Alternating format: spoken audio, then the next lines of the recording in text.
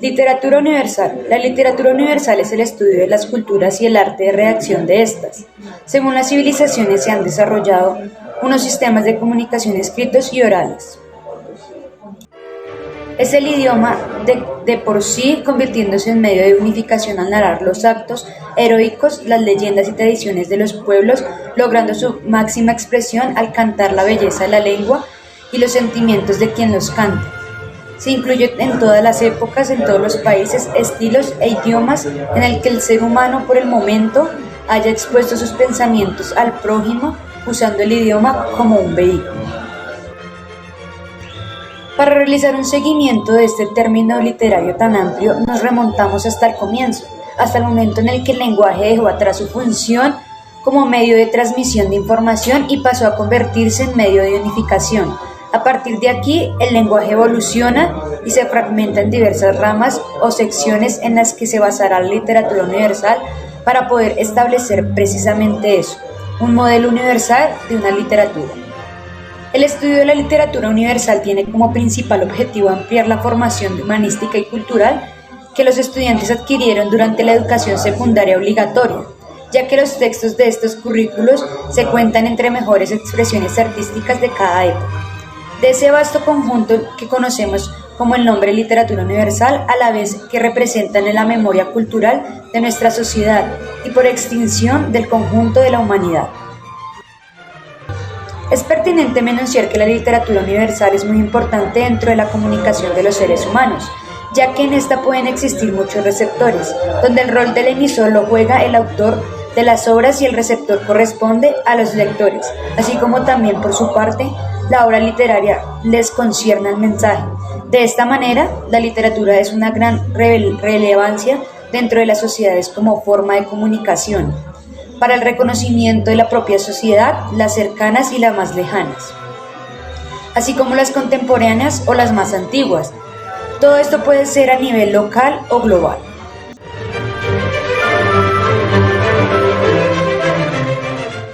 La literatura francesa es la que está escrita en francés o que es una obra de un ciudadano francés. También es como los escritores que son nacidos en este país, o sea, Francia. La primera obra o literatura que se dio acá, que tiene registro, es Juramentos de Estrasburgo, que fue escrita en el siglo IX. Bueno, con la llegada del Renacimiento, los textos franceses se volvieron más intelectuales y las temáticas se enfocaban en la libertad de pensamiento y en el criterio personal. En esta época hubo una fuerte renovación gracias a un grupo llamado Pléiades, que son unos poetas donde estudiaban bajo un enfoque humanista propio del Renacimiento. Unas obras de la literatura francesa fueron, primero, El Principito de Antoine de Saint, después está En busca del tiempo perdido, que es de Marcel Proust, luego está Los Miserables de Victor Hugo, después está La bola de cebo y otros relatos de Boy de Maupassant, después está Los cantos de Maldor de Lautréamont, luego está Caligramas de Guillaume Apollinaire.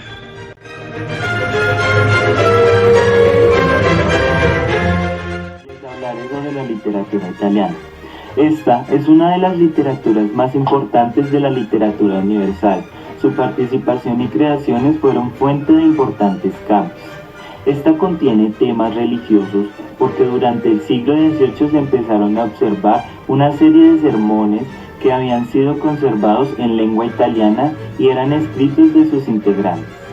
Antiguamente, en el territorio italiano se manejaba el latín como lengua predeterminada, pero con el paso del tiempo aparecen nuevas lenguas, era el mismo latín pero con matices de la zona, llamada lengua híbrida. Hasta el siglo XIII, en Sicilia, se escribió por primera vez en italiano considerado estándar. A partir de ese momento, comienzan a escribirse muchos más textos que variaban su contenido. Por ejemplo, una de las obras más importantes en ese momento fue la Divina Comedia, escrita por Dante Alighieri. Características de esta literatura. Durante el Renacimiento, Italia se transformó en la sede de pensamientos revolucionarios, convirtiéndose en una de los principales referentes de la época que dio origen al reconocimiento de importantes autores que fueron claves para el desarrollo literario de la posteridad. Italia no contaba con sátiras, leyendas antiguas, poemas épicos y demás, en lo que pudieran fundamentar su propia producción. Por eso tuvieron que tomar temas extranjeros para iniciar sus creaciones literarias.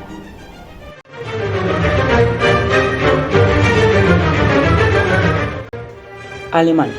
La literatura alemana comprende la literatura de textos originarios de los pueblos germano-hablantes de Europa Central.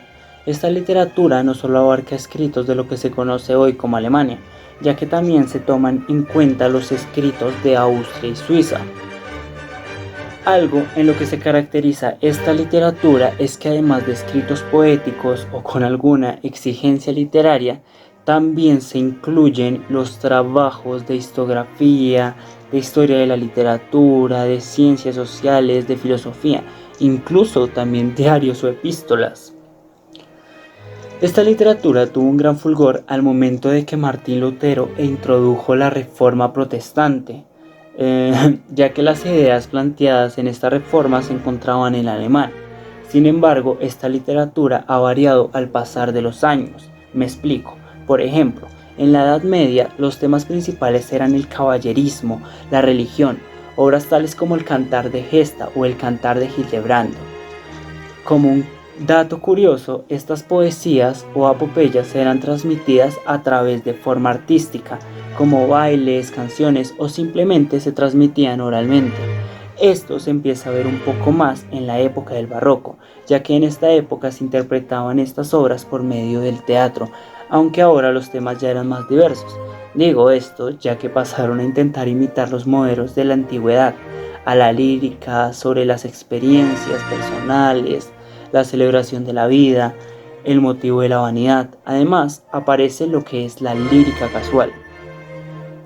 Se conoce que obras líricas poéticas de gran importancia en esta época son el soneto, la oda o el epigrama, y los representantes más relevantes se encuentran Friedrich Spivon, Lagafé, Gerard, Johann Riesch, Christian Hoffmann o Johann de Gabout, entre otros. Bueno, después viene el romanticismo, el realismo, el naturalismo, etc.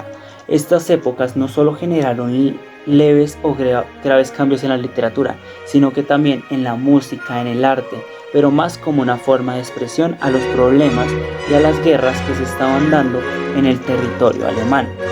Además, algo que también influyó en el arte y asimismo en la música fue el expresionismo, ya que al desarrollarse en Alemania entre 1905 y 1925, dio inicio a nuevas formas de entender la música, el arte, incluso la literatura.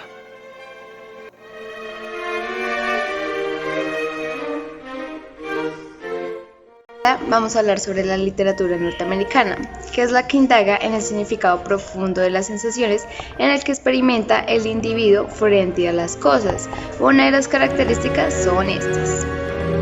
La primera característica es la simbolización, donde los objetos que describe la obra literaria se convierten en símbolos. Esto quiere decir que adquieren significados diferentes al mismo. La segunda característica es la visión lírica de la realidad, que es donde el sujeto que interpreta la realidad debe adoptar una visión lírica. O sea, a lo que me refiero es que tiene que ser subjetiva e individual. La tercera característica es la penetración psicológica, que es donde la conciencia del individuo es una fuente de interpretación de la realidad.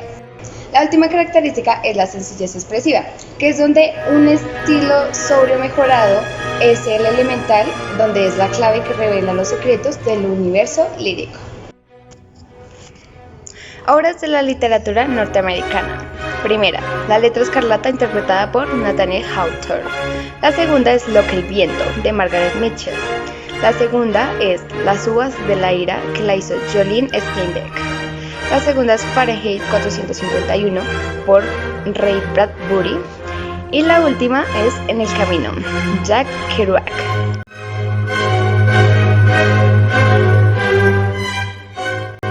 Rusia.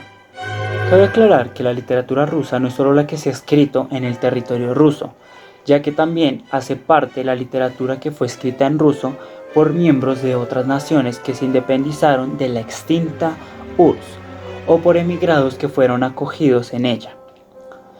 Se considera que esta literatura se caracteriza por ser un tipo de denuncia social, muy similar a lo que se expresaba con la pintura y la música en el siglo XIX y que se ha mantenido hasta estos tiempos.